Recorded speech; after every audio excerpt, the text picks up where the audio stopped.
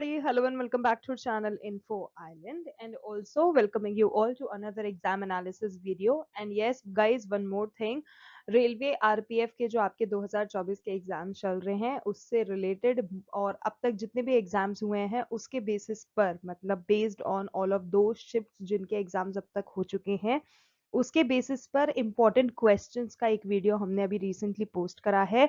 It is very important for all of you all जिनके upcoming shifts में exam है। तो अगर आपने अभी तक उस वीडियो को नहीं देखा है तो जल्दी से जाओ उस वीडियो को देखो, because it is very very very important.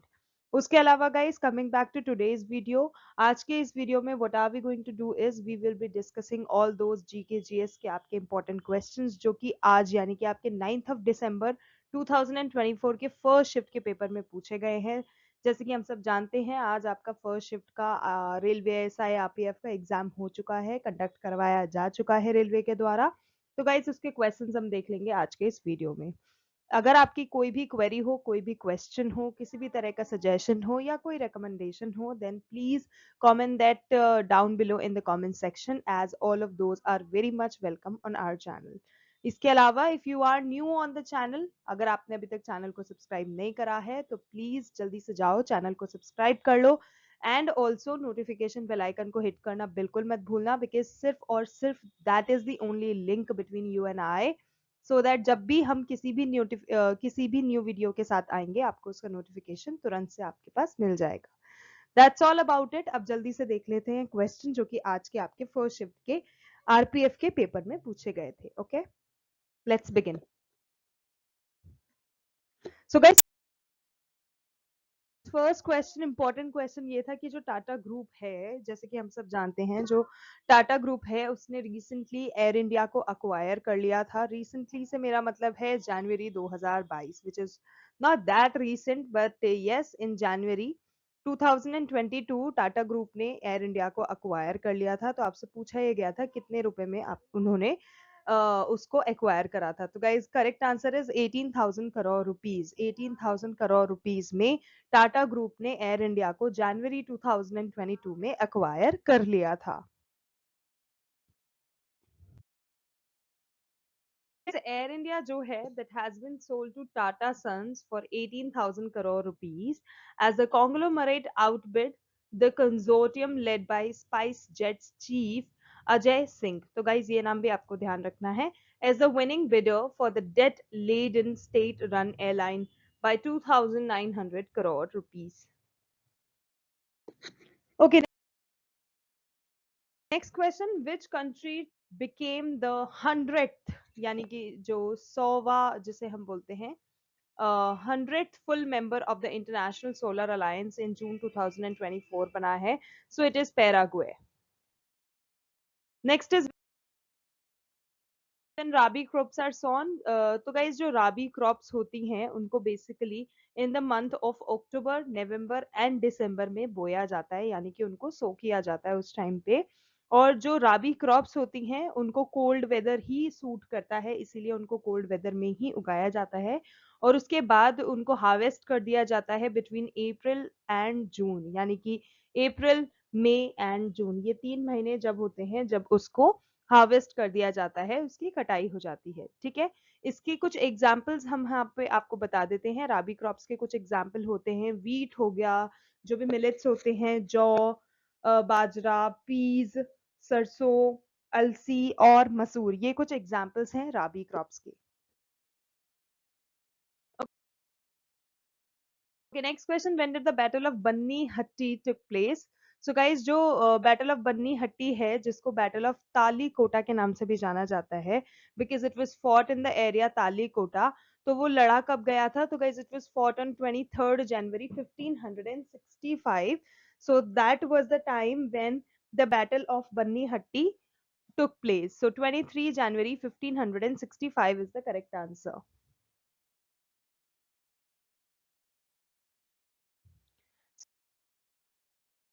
तो गाइज, ये जो बैटल था बन्नी हट्टी का, it took place between Vijayanagara empire and the Deccan sultanates. इन दोनों के बीच वो लड़ाई जो थी लड़ी गई थी।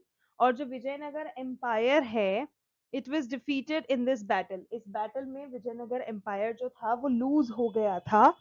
और जो डेक्कन सल्तनत थे वो विन हो गए थे। और ये जो बैटल था, जब ये बैटल लड़ा गया था, उसके बाद जो विजयनगर एम्पायर था वो कोलैप्स हो गया था। और जो पॉलिटिक्स थी डेक्कन की, वो फिर वापस से रिकंस्ट्रक्ट की गई थी। द रीजन बीइंग, ये जो बैटल था, ये जो लड़ाई थी, it took place in Talikota, which is 80 kilometre south east of Bijapur in north Karnataka. ठीक है, नॉर्थ कर्नाटका से 80 किलोमीटर दूर है। और क्योंकि ये लड़ाई तालीकोटा में हुई थी, तो ये बैटल ऑफ तालीकोटा के नाम से भी काफी ज्यादा जाना जाता है। Okay, next question, which scheme is a scheme to provide employment in rural areas. तो गाइस, एक ऐसी स्कीम जो कि रूरल एरियाज में एम्प्लॉयमेंट अपॉर्चुनिटीज प्रोवाइड कराती है, उसका नाम है मनरेगा, जिसका फुल फॉर्म है Mahatma Gandhi national rural employment guarantee scheme. ठीक है, in short it is known as MNREGA। अब कुछ ऐसी इंपॉर्टेंट इन्फॉर्मेशन जो कि आपको इस स्कीम से रिलेटेड जानना बेहद जरूरी है, इट इज एज फॉलोज। इसमें नंबर वन आपको ये जानना बहुत जरूरी है कि गाइज, मनरेगा शुरू से मनरेगा नहीं था, earlier it was NREGA scheme. ठीक है, और ये जो नरेगा स्कीम थी, it was very first introduced in India on 2 February 2006 in a village called Anantapur in Bandavali district of Andhra Pradesh. तो ये कहाँ से शुरू हुई है, कहाँ से इसका ओरिजिन हुआ है इंडिया में, ये चीज यहाँ पे गिवन है, आप प्लीज ध्यान में रखिएगा। इसके अलावा जो नरेगा स्कीम है, it was passed on 2 October 2005। And initially ये जो स्कीम थी, it was implemented in about 200 districts and later उसको एक्सटेंड कर दिया गया था to whole of India on 1 April 2008। ठीक है, 2005 में शुरू किया, फिर 2006 में आंध्र प्रदेश में इंट्रोड्यूस करा। और 2006 में जब ये इसको शुरू किया गया था, तो सिर्फ 200 डिस्ट्रिक्ट्स ही इन्वॉल्व थे। उसके बाद 1 अप्रैल 2008 तक तो भैया पूरी कंट्री ही इसमें इन्वॉल्व करवा दी गई थी।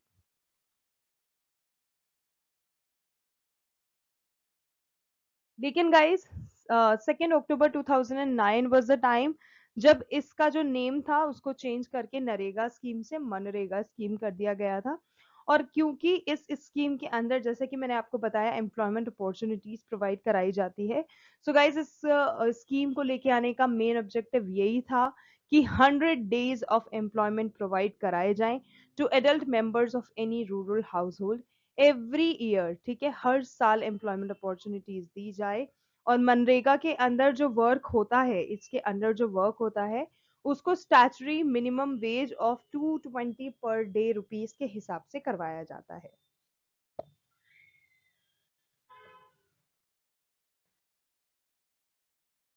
Next question, under which article was the Election Commission of India formed? So guys, Article 324 is the correct answer. Okay, next question. Who operates the portal of the Ministry of Micro, Small and Medium Enterprises, यानी कि MSME, which is marginal Ministry of Micro, Small and Medium Enterprises. So guys, इसका जो portal है उसको operate जो करती है वो ये मिनिस्ट्री खुद से ही करती है, जो कि ministry of micro small and medium enterprises की है, वो ही इनका पोर्टल ऑपरेट करती है। Okay, next question, which are the major rivers of Deccan plateau, यानी कि जो आपका ये डेक्कन पठार जिसे आप बोलते हैं, उसकी जो मेजर रिवर्स हैं वो कौन सी हैं? So guys, they are Godavari river, Krishna river, Kaveri नदी, नर्मदा नदी, ताप्ती नदी, इंद्रावती नदी, तुंगभद्रा नदी एंड भीमन नदी। तो गाइस, ये सारे नाम नोट कर लो, अच्छे से याद कर लो, ये डेक्कन प्लेट्यू की मेजर रिवर्स हैं। Okay, okay guys, next question है आपका, that way was ISSF shooting world cup 2024 held. So guys, ये जो इवेंट था, it was held at doctor Karni Singh range in New Delhi October 17 को। तो आपको ये नाम याद रखना है, doctor Karni Singh range in New Delhi. Next question, where is Pitti island, जिसको पिट्टी द्वीप के नाम से भी जाना जाता है, पिट्टी द्वीप bird sanctuary located? So guys, it is located in Lakshadweep. Next question, what are the qualifications required for the appointment of the CGI, यानी कि Chief Justice of India? So guys, किसी भी इंसान को सीजेआई बनने के लिए कुछ इंपॉर्टेंट रिक्विजिट्स की जरूरत होती है, कुछ इंपॉर्टेंट क्वालिफिकेशंस की जरूरत होती है, and they are as follows, जिसमें सबसे पहले टॉप पे यही आता है that the person who try to become या फिर who becomes the chief justice of India must be a citizen of India. सबसे पहला और बेसिक जो रिक्वायरमेंट है वो यही है कि सिटीजन ऑफ इंडिया होना चाहिए। नेक्स्ट है he should have been a जज of high court for at least 5 years, 5 साल का जज कम से कम होना चाहिए। या फिर he should have been an advocate of a high court for at least 10 years। या फिर it is in the opinion of the president that he is a well versed methodist variety, ठीक है, या फिर प्रेसिडेंट की नजर में वो एक ऐसा बंदा हो। कुछ और सीजेआई यानी कि चीफ जस्टिस ऑफ इंडिया के अपॉइंटमेंट से रिलेटेड इंफॉर्मेशन मैं आपको बताती हूँ। So guys, जो चीफ जस्टिस होता है it is appointed by the president under clause 2 of article 124 of the constitution, ठीक है। जो भी सीजीआई का अपॉइंटमेंट है वो प्रेसिडेंट के द्वारा होता है और आर्टिकल 124 में इसकी चीजें गिवन है। द सीनियर मोस्ट जज of the supreme court is usually made the CJI, which is Chief Justice of India. The President can remove the Chief Justice only when a resolution has been passed by special majority in both the houses of parliament, ठीक है। The chief justice is also known as the master of the roster. The chief justice has the power to assign specific seats to special benches and fix the schedule of hearings also। ये CGI की responsibility भी होती है और उसके पास ऐसी dedicated power भी होती है। Okay, next question, which novel is written by Amrita Pritam. तो गाइज अमृता प्रीतम ने काफी सारे उपन्यास लिखे हैं। उनमें से उनके कुछ फेमस राइटिंग्स आर जैसे कि पिंजर हो गया, अदालत हो गया, 5 बरस लंबी सड़क हो गया, कोरे कागज हो गया, 49 दिन हो गया और सागर और सीपिया हो गया। So these are the very famous writings of Amrita Pritam. इसके अलावा जो रसीदी टिकट नाम की उन्होंने एक उपन्यास लिखा था, एक नॉवल लिखा था, वो भी काफी फेमस था उनका। So these are the name of those novels written by Amrita Pritam. अगर इसके अलावा कुछ ऑप्शन में गिवन है तो वो नहीं होगा। Okay, next question, which article of the Indian constitution deals with the protection of life and personal liberty. So guys, protection of right और पर्सनल लिबर्टी से रिलेटेड जो भी आपकी चीजें गिवन है वो आर्टिकल 21 देखता है। Next question, who is the defence minister of the state government. तो गाइस संजय सेठ जो हैं, he is the minister of state for defence as of 11th of June 2024। और अगर अभी करंट में डिफेंस मिनिस्टर की बात करें तो वो है राजनाथ सिंह।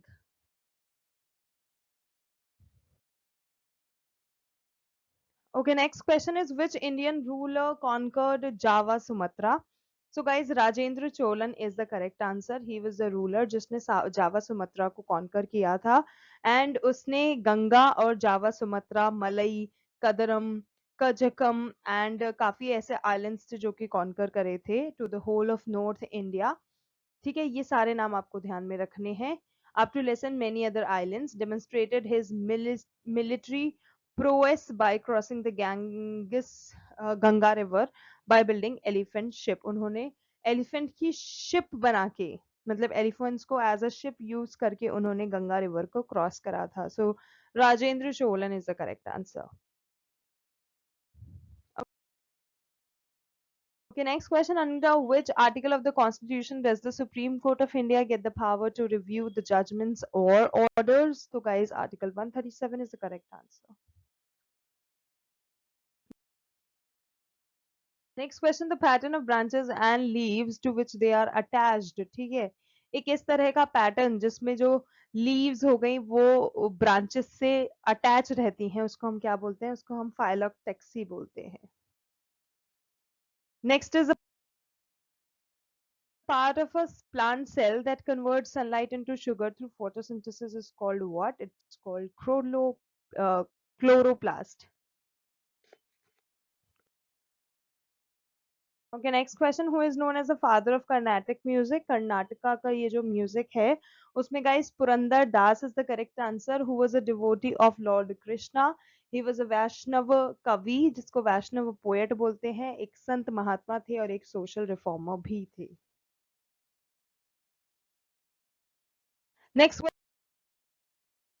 क्वेश्चन ओणम से रिलेटेड है गाइस, क्योंकि मैं आपको बताती हूँ कि फोक डांस हो गया, फोक म्यूजिक हो गया, और कौन से स्टेट के फेस्टिवल कौन से इंपॉर्टेंट है, उससे रिलेटेड क्वेश्चंस बहुत पूछे जा रहे हैं।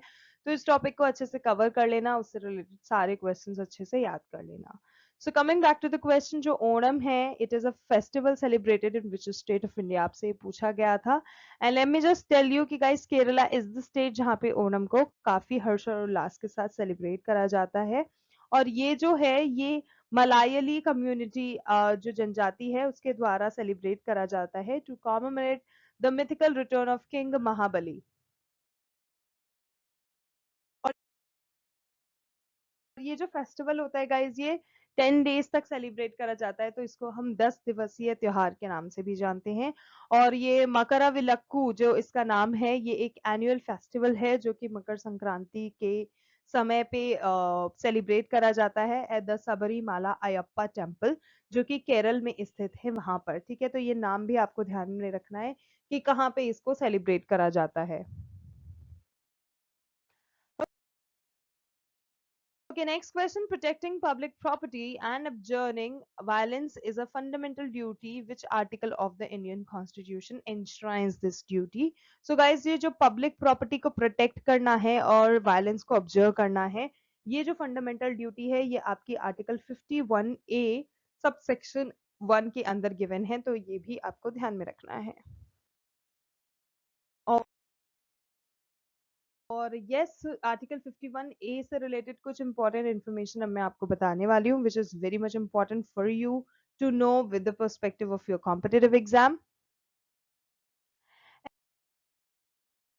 And that is very first thing, तो यही कि जो फंडामेंटल ड्यूटीज हैं, they were added to the constitution through the 42nd amendment act of 1976 on the recommendation of whom? On the recommendation of Swaran Singh Committee. Okay, इसके अलावा next आपका article 51A जो है, it states the citizens are bound to abide by the constitution and respect its orders and institutions, the national flag and the national anthem and its ideals. तो ये सारी चीजें जो हैं, ये आपका आर्टिकल 51A का वर्क करता है। Okay, next question, which state has the lowest literacy rate according to 2011 census? So guys, Bihar is the correct answer, जिसमें मेल और फीमेल को दोनों अलग अलग हम यहाँ पर बता देते हैं। अगर मेल की लिटरेसी रेट देखी जाए 2011 के सेंसस के हिसाब से बिहार की, तो इट वाज 71.20%, और जो फीमेल की थी it was 51.50%। And yes, there are some important figures जो कि सेंसस ऑफ इंडिया 2011 से रिलेटेड हैं, तो प्लीज अच्छे से याद कर लेना, क्योंकि जैसे कि मैं आपको हर बार बताती हूँ अपने हर वीडियो में कि गाइस, जनगणना 2001 2011 बहुत इंपॉर्टेंट है। गाइस, उसमें कुछ इंपॉर्टेंट चीजें जो इन्वॉल्व हैं, it includes overall literacy rate जो कंट्री की उस समय थी, it was 74, sorry, it was 74.04%। ठीक है, एंड अदर देन दैट जो मेल लिटरेसी रेट थी, it was 82.44%, oh sorry 82.14%। Female literacy rate जो थी गाइज, ये हम अभी ओवरऑल डिस्कस कर रहे हैं। ठीक है, फीमेल लिटरेसी रेट जो थी वो 65.46% थी। जो लिटरेसी रेट केरला की थी, इट वाज 93.91%। जो लिटरेसी रेट लक्षद्वीप की थी, इट वाज 92.28%। एंड मिजोरम की इट वाज 91.58%। ठीक है, so these were all important information related to आपका census 2011। That's guys, those were the very important GK GS question जो कि आज यानी कि 9 दिसंबर के आपके रेलवे आरपीएफ का जो आपका फर्स्ट शिफ्ट का एग्जाम हुआ है उसमें पूछे गए थे। If you like the video and found it informative, then don't forget to like, share and subscribe to our channel Info Island, because this is the only platform जहाँ पे आपको ऑलमोस्ट हर कॉम्पिटेटिव एग्जाम से related preparatory videos और exam analysis videos मिलते रहेंगे। So आज के लिए बस इतना ही। We will see you in our next video. तब तक के लिए much love to all the candidates and all the very best to all of you all.